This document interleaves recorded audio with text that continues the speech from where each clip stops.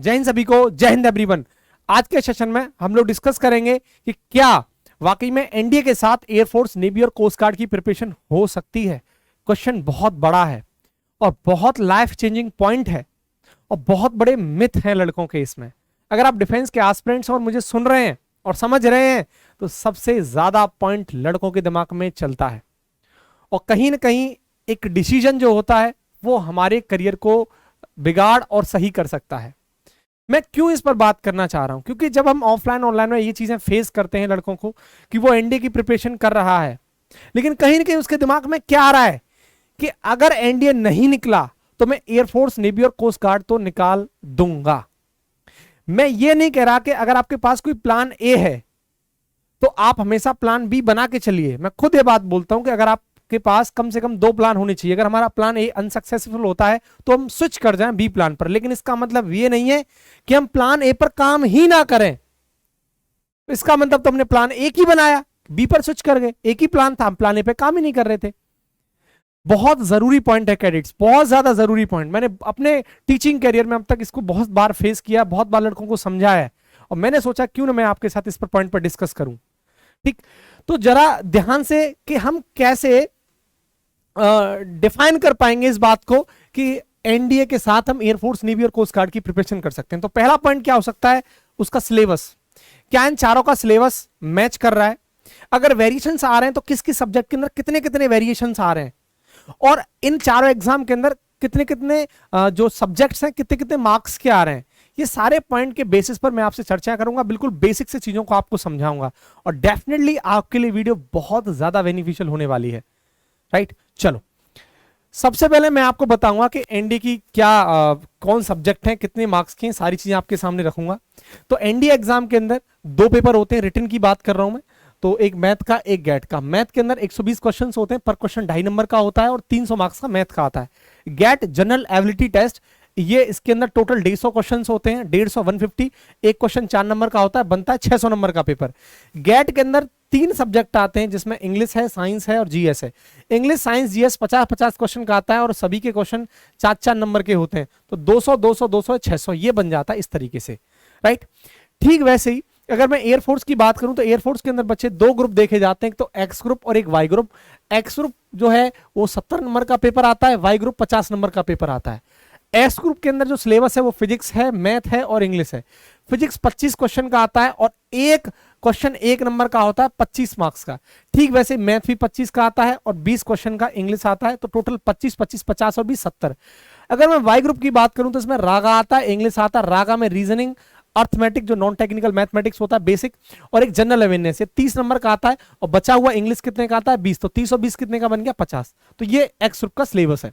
अगर मैं नेवी की बात करूं तो नेवी के अंदर 2 AA एंड SSR होता है आफ्टर 12th। आप फॉर्म अप्लाई कर सकते हो AA SSR के लिए। इन दोनों का एक कॉमन पेपर होता है, लेकिन मेरिट इन दोनों की अलग अलग लगती है। AA की जो मेरिट है इंडिया लेवल पर लगती है और SSR की स्टेट वाइड लेवल पर मेरिट लगती है। ये एक ही पेपर होता है, 100 नंबर का होता है, जिसमें मैथ आता है, साइंस आती है, इंग्लिश आती है, जीएस आती है। और मैथ, साइंस, इंग्लिश 25 क्वेश्चन होते हैं, एक क्वेश्चन 1 नंबर का होता है, यानी पर पेपर 25 मार्क्स का होता है। अगर मैं जनरल जीएस की बात करूं तो इसमें रीजनिंग है, हिस्ट्री है, सिविक्स है, करंट अफेयर है। रीजनिंग 10 नंबर की आती है, फिक्स है, 8 से 10 क्वेश्चन आते हैं। बाकी करंट अफेयर है, सिविक्स है, हिस्ट्री है, इसका बजट है। साइंस में फिजिक्स है, केमिस्ट्री है, बायो है, लेकिन फिजिक्स का करीब करीब 17 से 18 क्वेश्चन इसको देखने को मिलते हैं, कम से कम 18। बाकी का इसमें फिजिक्स और बायो आ जाता है, 2-2 3-3 नंबर है ना, सॉरी केमिस्ट्री और बायो आ जाता है। ये पूरा सिलेबस है। अगर हम कोस्ट गार्ड की बात करें, क्योंकि आजकल जब से कोरोना आया तब से नेवी और नेवी लड़के नहीं दे पा रहे हैं, वही लड़के दे पा रहे हैं जिनका परसेंटेज अच्छा है, 90+ के आसपास है, 85+ है, क्योंकि आपके 12th के बेसिस, मार्क्स के बेसिस पर ही आपका एडमिट कार्ड आ रहा है और आप एयरफोर्स का तो भी पता ही नहीं है कुछ। इसलिए कोस्ट गार्ड बहुत बार देखा कि हर साल में 2 वैकेंसी निकाल रहा है जब से कोरोना आया है। तो कोस्ट गार्ड का जो पेपर है बच्चे वो 110 मार्क्स का होता है। इसमें 2 सेशन आते हैं, तो डीबी और जीडी। डीबी को डोमेस्टिक ब्रांच, जीडी को ग्राउंड ड्यूटी कहते हैं। इसमें जीडी 50 नंबर का आता है और डीबी 60 मार्क्स का। अगर इसका सिलेबस में देखूं तो इंग्लिश है, साइंस है, नॉन टेक्निकल मैथमेटिक्स है, रीजनिंग है और जीएस है। 15 क्वेश्चन है, एक क्वेश्चन 1 नंबर का होता है, इसमें कोई नेगेटिव मार्किंग नहीं है। नॉन टेक्निकल मैथ 20 का है, साइंस 10 का, जिसमें फिजिक्स, केमिस्ट्री, बायोलॉजी है, बेसिक आता है क्लास 10th का, रीजनिंग 10 नंबर का और जीएस 5 नंबर का। ठीक, ग्राउंड ड्यूटी जीडी की बात करूं तो फिजिक्स और मैथ आता है 25-25 नंबर का, एक क्वेश्चन 1 नंबर का होता है, इसलिए 50 का बन जाता है, कोई भी नेगेटिव नहीं है। ये हमने हल्का सा सिलेबस को देखा। अब हमें चर्चाएं करनी है कि सिलेबस हमें पता लग गया कि air force navy NDA coast guard का ये है, तो बताइए क्या वाकई में इस सिलेबस को देखे हमें लग रहा है कि हम एनडीए के साथ एयरफोर्स की तैयारी कर सकते हैं कि नहीं कर सकते हैं? तो पहला क्वेश्चन मेरा यही है कि इसका जवाब किसी भी टीचर के पास नहीं, इसका जवाब सिर्फ और सिर्फ आपके पास है। अगर आप मेहनत करेंगे तो मैं दावा कर सकता हूं एनडीए के साथ सारे एग्जाम्स की प्रिपरेशन कर सकते हैं, विद प्रूफ आपको मैं बात करूंगा। लेकिन हमें थोड़ी गाइडेंस की जरूरत होगी लड़कों, बहुत ज्यादा गाइडेंस की जरूरत पड़ेगी यहां पे, कि किस तरीके से प्लानिंग लेके चलनी है, मैं कैसे क्या करना है, कहां किस स्टेप को अप एंड डाउन करके चलना है, ये सारी बातें हमें समझनी होगी। तो इसका आप प्रिपरेशन कर सकते हैं कि नहीं कर सकते, इसका आंसर आपके पास होगा। अगर आप मेहनत कर सकते हैं तो आंसर होगा यस, और नहीं कर सकते हैं तो आंसर होगा नो। राइट, चलो समझते हैं। थोड़ा सा मैं एनडीए के बारे में आपसे डिस्कस करूंगा कि एनडीए का इंग्लिश का जो पैरामीटर है वो क्या है, एयरफोर्स नेवी का पैरामीटर क्या है, उसके बाद एनडीए का समझेंगे। अगर हम एयरफोर्स नेवी में देखें आईसीजी में, तो वोकेब इंग्लिश के अंदर 3 सेक्शन देखने को मिलते हैं, वोकेब हुआ, ग्रामर हुआ और नॉन ग्रामर पार्टिकल, जो रीडिंग सेक्शन जो है। तो वोकेब के अंदर सिनोनिम्स है, एंटोनिम्स है, इडियम्स है और वन वर्ड सब्स्टिट्यूशन है, फ्रेजल वर्ब है। अब जहां जहां 1-1 लिख रहा है समझ जाना कि 1 नंबर का एयरफोर्स एग्जाम के अंदर पूछा जाता है, mostly air force navy coast guard के अंदर। बाकी ग्रामर के अंदर देखोगे तो नाउन है, प्रोनाउन है, आर्टिकल है, एडजेक्टिव है, वर्ब है। वर्ब में ही आपका वॉइस आता है, टेंस आता है, नरेशन आता है, डायरेक्ट इनडायरेक्ट जिसे आप कहते हैं। एडजेक्टिव है, प्रपोजिशन है, प्रपोजिशन में आपका कौन सा पूछा जाता है, फिक्स्ड प्रपोजिशन पूछा जाता है, और कंजक्शन है। और नॉन ग्रामर के अंदर पीक्यूआरएस पूछा जाता है, जिसे आप जम्बल वर्ड कहते हैं, और कंप्रीहेंशन है। कंप्रीहेंशन में या तो 4 क्वेश्चन पूछे जाएंगे या 5 क्वेश्चन पूछे जाएंगे। तो अगर आप जरा ध्यान से देखो, तो अगर मैं 5 नंबर लगा लूं उसको, 5 और 1 6 और 1 7 8 9 10 11 12 13 14, करीब करीब 14 नंबर का यहां से बन रहा है।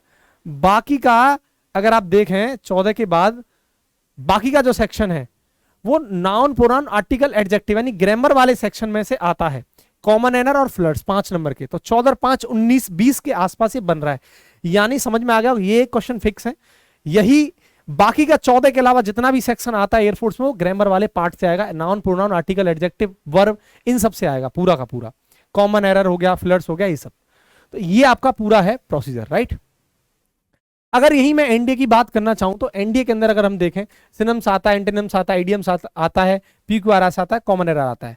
लेकिन कई बार से क्या देखा गया है कि कई बार से या तो इडियम्स पूछा जाता है, 2020 में पीक्यूआरएस नहीं आया था, तो वैसे ही पीक्यूआरएस और ईडीएम में से कोई एक आता है, चाहे तो जिस साल ईडीएम्स आएगा उस साल पीक्यूआरएस नहीं आएगा, जिस साल पीक्यूआरएस आएगा उस साल ईडीएम्स नहीं आएगा। तो फिर क्या आएगा, तब इनके साथ एक आता है फिलर्स, जब जिस साल पीक्यूआरएस आएगा उस साल ईडीएम्स नहीं आएगा, फिलर्स आएंगे, इस तरीके से है। और कॉमन एरर है, यानी यहां 10-10 क्वेश्चन आते हैं, इसके भी 10, इसके भी 10, इसके भी 10, इसके भी 10, इसके भी 10, और पर क्वेश्चन 4 नंबर का होता है एक, यानी एक सेक्शन आपका 40 नंबर का बनता है। अगर कॉमन एरर की बात करूं तो ये ग्रामर वाले पार्ट में से आता है, नाउन है, प्रोनाउन है, आर्टिकल है, एडजेक्टिव है, वर्ब है, प्रपोजिशन है, कंजक्शन है। राइट, अगर मैं आपसे ये बात करना चाह रहा हूं कि अगर आप एनडीए वाली इंग्लिश को पढ़ते हैं, अगर एनडीए वाली इंग्लिश की प्रिपरेशन करते हैं, दैट मींस आप एयरफोर्स नेवी की इंग्लिश को क्वालिफाई कर जाएंगे, बशर्ते सिर्फ और सिर्फ आपको क्या पढ़ना पड़ेगा, सिर्फ और सिर्फ आपको नरेशन पढ़ने होंगे और वॉइस पढ़नी होगी, क्योंकि नरेशन और वॉइस एनडीए एग्जाम में नहीं आते हैं, ये आपको एक्स्ट्रा पढ़ना पड़ेगा, नरेशन एंड वॉइस। बाकी का सारा सेम है, बाकी का सारा सेम है। तो मतलब इंग्लिश की प्रिपरेशन आप एनडीए की जो इंग्लिश पढ़ रहे हैं उससे कर सकते हैं, सिर्फ और सिर्फ आपको 2 चीज एक्स्ट्रा पढ़नी पड़ेंगी, नरेशन और आपका एक्टिव एंड पैसिव वॉइस। अगर मैं एनडीए में फिजिक्स की बात करूं तो देखो इसमें लिमिटेड ही सेक्शन है, 7 से 8 चैप्टर आते हैं। 1D आ गया, NLM, Newton's law of motion, gravitation, गुरुत्वाकर्षण, वर्क पावर एनर्जी के बारे में बेसिक नॉलेज, हीट के बारे में 4 chapter, thermometry, thermal expansion, calorimetry या ट्रांसमिशन ऑफ हीट, ये सारे चैप्टर्स हैं। तापमितीय, ऊष्मीय प्रसार, कैलोरीमिति और ऊष्मा का संचरण।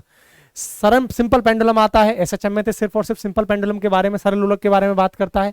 इलास्टिसिटी हो गया, सरफेस टेंशन हो गया, लाइट में रिफ्लेक्शन ऑफ लाइट हो गया, परावर्तन, अपवर्तन और ह्यूमन आई, इलेक्ट्रोस्टैटिक, करंट इलेक्ट्रिसिटी, मैग्नेटिक। ये बस आपका पूछा जाता है, फिजिक्स के अंदर इतना सेक्शन है, बाकी का हिस्सा केमिस्ट्री में आता है और बायो में आता है। 8 से 10 चैप्टर केमिस्ट्री के अंदर है, बायो के अंदर। राइट, ये बेसिक सी बात। अब ये हमें सिलेबस पता लग गया इंग्लिश और इसका। मैं अब इस पर चर्चा क्या करना चाह रहा हूं कि अगर मैं नेवी की बात करूं, मैं अगर एयरफोर्स की बात करूं, या अगर मैं आपका आईसीजी की बात करूं, तो इसमें फिजिक्स और अगर मैथ की बात करूं तो फिजिक्स और मैथ बच्चे कंप्लीट आता है आपका 11th एंड 12th का कंप्लीट आएगा। अब बदलाव कहां चीजों में आ रहा है वो हमें समझना जरूरी है। मतलब ये हमें थोड़ा बहुत देख लिया चीजों को, बदलाव कहां आ रहा है। अगर आप जरा देखें, अगर आप, मैंने क्या बोला था, अगर आप एयरफोर्स इस एनडीए वाली इंग्लिश को कर लेते हैं, दैट मीन्स आप एयरफोर्स नेवी कोस्ट गार्ड की इंग्लिश को कर लेंगे। बस दो चीज आपको पढ़नी पड़ेगी, नरेशन और आपका एक्टिव पैसिव। हो गया क्लियर? मैथ अगर आपने एनडीए का कर लिया तो एयरफोर्स नेवी और कोस्ट गार्ड को आप कर लोगे, इसमें कोई दोहराए वाली बात नहीं है। ठीक हो गया। बाकी का बचता है इसमें साइंस। अगर मैं एयरफोर्स के अंदर देखूं तो अगर आप फिजिक्स को लेवल लेके चलोगे एयरफोर्स और नेवी के बेसिस पर, यानी अगर एयरफोर्स और नेवी के बेसिस पर अगर आप लेके चलोगे फिजिक्स को, तो आप एनडीए की फिजिक्स कर जाओगे। बेसिक है, थोड़ा सा एडवांस पढ़ना पड़ेगा नेवी की फिजिक्स को आपको, क्योंकि एनडीए में बेसिक्स आ रहे हैं, एनडीए में इतना बड़ा लेवल नहीं आता है। लेकिन अगर आप नेवी की फिजिक्स लेके चलेंगे तो इजिली आप एयरफोर्स, कोस्ट गार्ड और एनडीए कर जाओगे। यानी यहां पर प्लस पॉइंट क्या मिला आपको, एक्स्ट्रा पॉइंट, कि आपको जो फिजिक्स को लेके क्या चलना है वो नेवी वाला पोर्शन लेके चलना है। उसको लेके चलोगे तो आप एयरफोर्स को क्लेरिफाई कर दोगे, एनडीए को कर दोगे, आईसीजी को कर दोगे, सारे एग्जाम्स को निकाल दोगे। बस बाकी का पॉइंट बचता जीएस, ये आपके लिए एक एक्स्ट्रा है, बस जीएस। मेरा ये मानना है अगर आप इस देखो, पढ़ने को तो बहुत सारे सब्जेक्ट हो गए, अगर आप मैथ पर और इंग्लिश और साइंस पर फोकस करते हैं दैट मींस आप पेपर निकाल जाएंगे, इसमें कोई शक नहीं है। तो जीएस एक अलग से, इस पर इतना ज्यादा ध्यान भी नहीं देने की जरूरत है। आप कितना भी पढ़ लोगे तो भी अच्छा स्कोर नहीं कर पाओगे, लेकिन इसमें और इसमें और इसमें जितना पढ़ जाओगे उतना ज्यादा अच्छा स्कोर कर जाओगे। तो आपको साफ साफ दिखाई दे रहा होगा कि अगर आप, मैंने जो तरीका बताया है उससे आप अगर फिजिक्स अगर नेवी के पैटर्न के हिसाब से करते हो तो दैट मींस फिजिक्स यहां भी हो गया, वहां भी हो गया, मैथ भी हो गया, आपका इंग्लिश हो गया, सेम सेम। आप जरा देखिए, अगर मैं कोस्ट गार्ड के अंदर मूव करूं तो देखो इंग्लिश आपका हो गया, साइंस आपका हो गया, क्योंकि आपको कॉमन है उसके अंदर। बस थोड़ा सा मेजर प्रॉब्लम क्या है, रीजनिंग आपको एक्स्ट्रा करना होगा, और ये नॉन टेक्निकल मैथमेटिक्स अगर कोस्ट गार्ड को भी साथ लेके चल रहे हैं तो। और यहां भी कोस्ट गार्ड भी कब आता है, 18 साल के बाद आता है, उससे पहले तो आपके पास एयरफोर्स नेवी होता है, लेकिन अब वैकेंसी नहीं है, उसके बेसिस पर मैं बात कर रहा हूं, क्योंकि हमारे पास कोस्ट गार्ड एक अच्छा ऑप्शन है। तो आपको रीजनिंग पढ़ना पड़ेगा, बेसिक रीजनिंग आता है, बहुत ज्यादा टफ रीजनिंग नहीं है, ईमानदारी में 15 से 20 दिन में इसको कलर मतलब रिवीजन कर लोगे, अच्छे से चीजों को सीख जाओगे तो आराम से आप रीजनिंग को कवर कर सकते हो, अगर आप मेहनत करोगे तब की बात कर रहा हूं। इतना भी आसान नहीं है, बहुत सारा वर्डन हो जाता है जब हम सारे, देखो टीचर का काम है सिर्फ एक सब्जेक्ट अपना पढ़ाना, स्टूडेंट का काम है जो आप लाइफ अब जी रहे हो वो हम जी के छोड़ चुके हैं, उसके बेसिस पर मैं बता रहा हूं। जब स्टूडेंट प्रिपरेशन करता है तो एक बहुत बड़ा सिलेबस उसके पास होता है, उसके बेसिस पर उसे काम करना होता है, इसलिए मेहनत की जरूरत है। आपको कोई एक सब्जेक्ट नहीं पढ़ना, आपको सारे सब्जेक्ट्स पढ़ने हैं और उस पर आपको काम करना है। तो चीजें आपको क्रिएट करनी होंगी। आप डेफिनेटली, मेरा उत्तर होगा अगर मेरी तरफ से पूछेंगे आप कि क्या हम एनडीए के साथ एयरफोर्स नेवी कोस्ट गार्ड की प्रिपरेशन कर सकते हैं, दैट मींस आंसर होगा यस। बस थोड़े से एक्स्ट्रा एफर्ट्स आपको डालने पड़ेंगे। जैसे एक्स्ट्रा एफर्ट में क्या डालना पड़ेगा कि आपको रीजनिंग उठाना पड़ेगा, जो कि नेवी के अंदर भी रीजनिंग है, ठीक है, रीजनिंग आपको उठाना पड़ेगा। हल्का सा बेसिक है आपका नॉन टेक्निकल मैथमेटिक्स, ये उठाना पड़ेगा। बाकी का और कुछ भी नहीं है, और कुछ भी नहीं है, 2-3 चीज हैं आपकी जो कि आपको इस पर काम करना होगा, ठीक है। आई होप तुम्हें मेरी चीजें समझ में आई होंगी, ये बात कि मैं क्या कहना चाह रहा था आपसे।